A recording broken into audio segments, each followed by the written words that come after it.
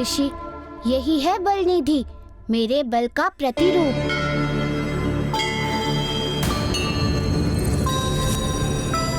आज से संसार में बल का सारा विधान, पूरी व्यवस्था बल निधि के पास ही होगी।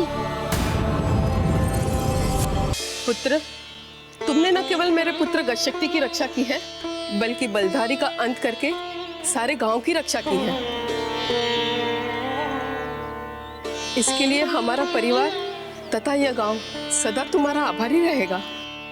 दादी, जो धर्म के मार्ग पर चलते हैं उनका कभी भी अहित नहीं होता। अब बधाई के पात्र तो आप लोग हैं, क्योंकि इतना बड़ा संकट आने के बाद भी आपने धर्म का मार्ग नहीं छोड़ा और आप लोगों की यही निष्ठा आपके विजय का कारण बनी। और काकी, बलधारी का अंत मैंने नहीं बल्कि उसके अधर्म ने ही किया है। मैं तो बस एक निमित्त मात्र हूँ। ये तो विधि का विधान है। जब जब संसार में अधर्म बढ़ता है, ईश्वर की इच्छा से उसका अंत करने हेतु कोई ना कोई तो निमित्त अवश्य बनता है। पुत्र, तुम हमारे निमित्त नहीं, साक्षात ईश्वर हो। हमारा निवेदन है, तुम कुछ और दिन हमारा आतिथ्य स्वीकार करो। दादी, मुझे कुछ आवश्यक कार्य है, इसलिए जाना होगा। और आप जैसी माँ का प्रेम और सुमेर जैसे मित्र का स्नेह छोड़कर और कौन जाएगा? अच्छा, तो आप मुझे आज्ञा दीजिए। आप लोगों का बहुत बहुत धन्यवाद। अच्छा, जैसे तुम्हारी इच्छा पुत्र।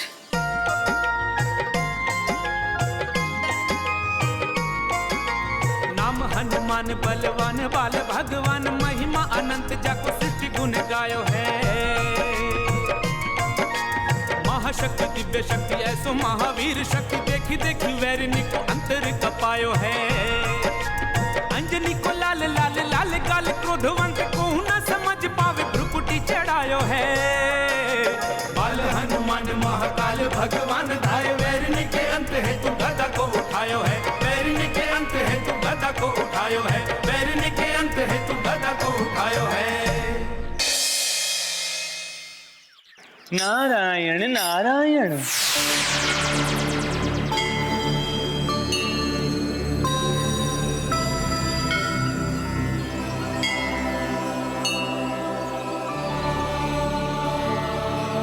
देवर्षि, आप यहाँ? प्रभु, आज मैं आपके पास एक विशेष प्रयोजन हेतु आया हूँ। किस प्रयोजन हेतु देवर्षि? प्रभु, आपने बलधारी का अंत करके इस संसार को उसके अत्याचार से तो बचा लिया, किंतु प्रभु उसका संकट अभी भी पूर्ण रूप से समाप्त नहीं हुआ है।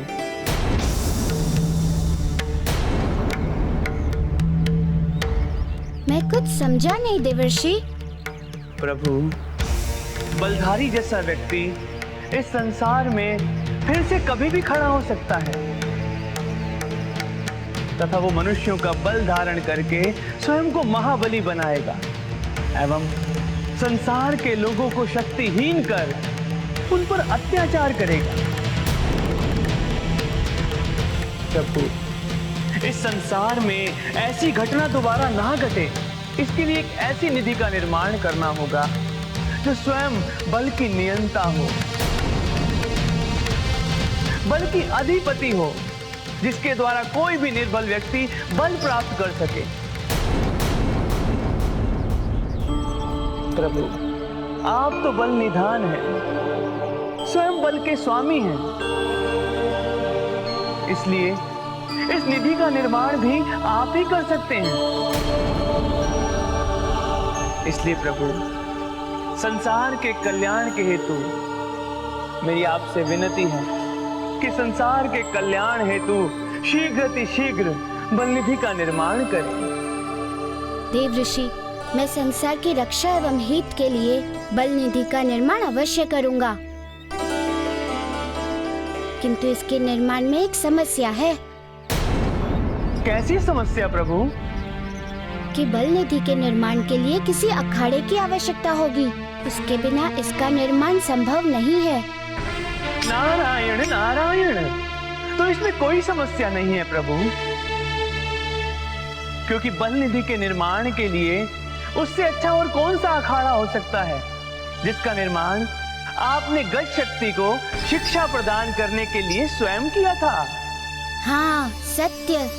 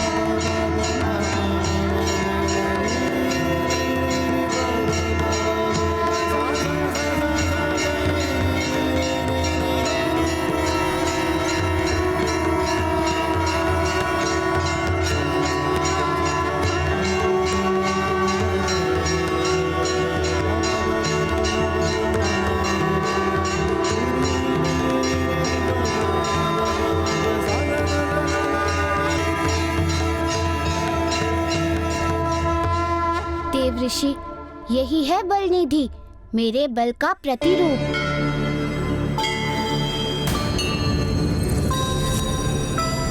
आज से संसार में बल का सारा विधान, पूरी व्यवस्था बल निधि के पास ही होगी।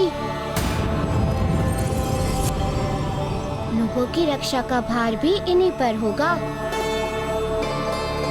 तथा सबसे महत्वपूर्ण के बल निधि के रहते अब कोई भी मनुष्य अथवा असुर किसी भी मनुष्य के बल को धारण नहीं कर सकता।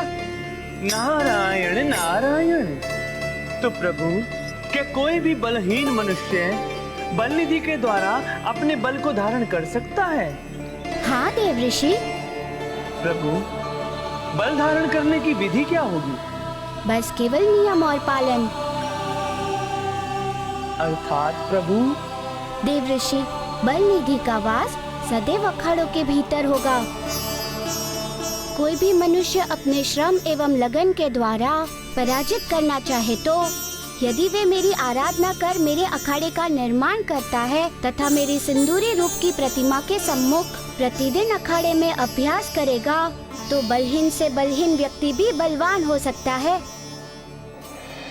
तथा मेरी सिंदूरी रूप की प्रतिमा के सम्मुख प्रतिदिन अखाड़े में अभ्यास करेगा तो बलहीन से बलहीन व्यक्ति भी बलवान हो सकता है। अर्थात बल निधि को वो साध सकता है। नारायण नारायण।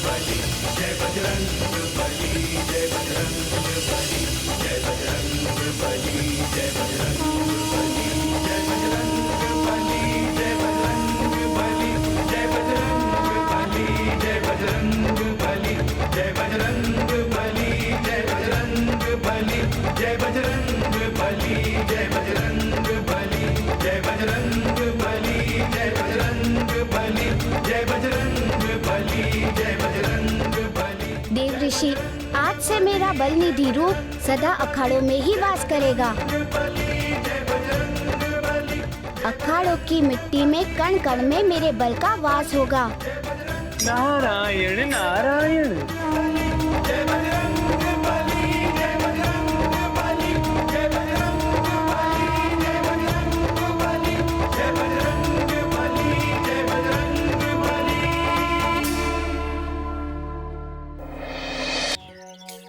नारायण नारायण।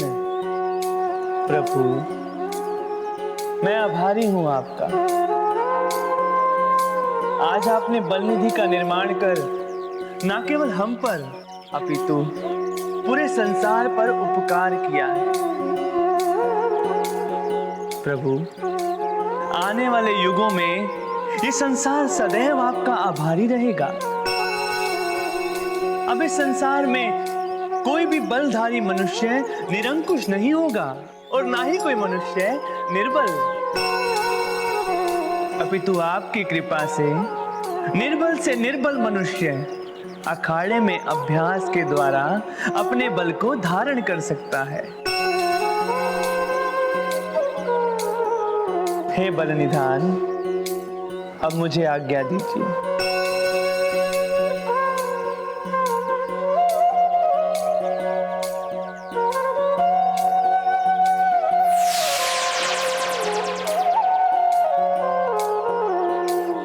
अब मुझे अगली निधि के लिए प्रस्थान करना होगा।